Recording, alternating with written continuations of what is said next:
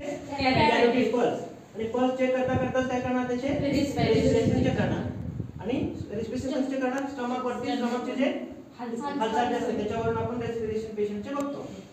ज्यावेळेस त्याचे carotid pulse पण ॲब्सेंट असेल रेस्पिरेशन पण ॲब्सेंट असेल तर आपण काय करणार सीपीआर पेशंटला देणार. सीपीआर देताना पेशंटच्या चेस्टच्या साइडला गुडघ्यावरती त्या प्रकारे बसून घेणार.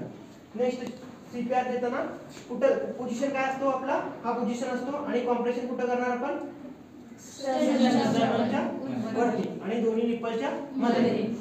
आणि किती कॉम्प्रेशन करणार एका मिनिटामध्ये 100 ते 120 आणि जो रेशिओ असतो तो रेशिओ कसा असतो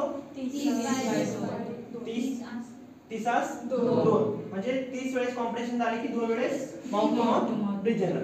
आता हा समजा स्टर्नम आहे आणि हे दोन निप्पल्स आहेत त्याच्यामध्ये आपला जो डॉमिनंट हात असतो तो हात कुठं पाहिजे आपले जे एल्बोज असतात ते कसं पाहिजे एकदम स्ट्रेट. त्या प्रकारे स्ट्रेट एल्बोज कमरेतून आपण कसं पाहिजे स्ट्रेट आणि कॉम्प्रेशन त्याला स्टार्ट करणार. एका मिनिटामध्ये किती देणार 100. रेशिओ किती 30:2. तर हे दोन निप्पलच्या मध्ये स्टर्नमच्या वरती कॉम्प्रेशन द्यायला स्टार्ट करणार. किती झाले 30 झाले की स्टॉप करणार.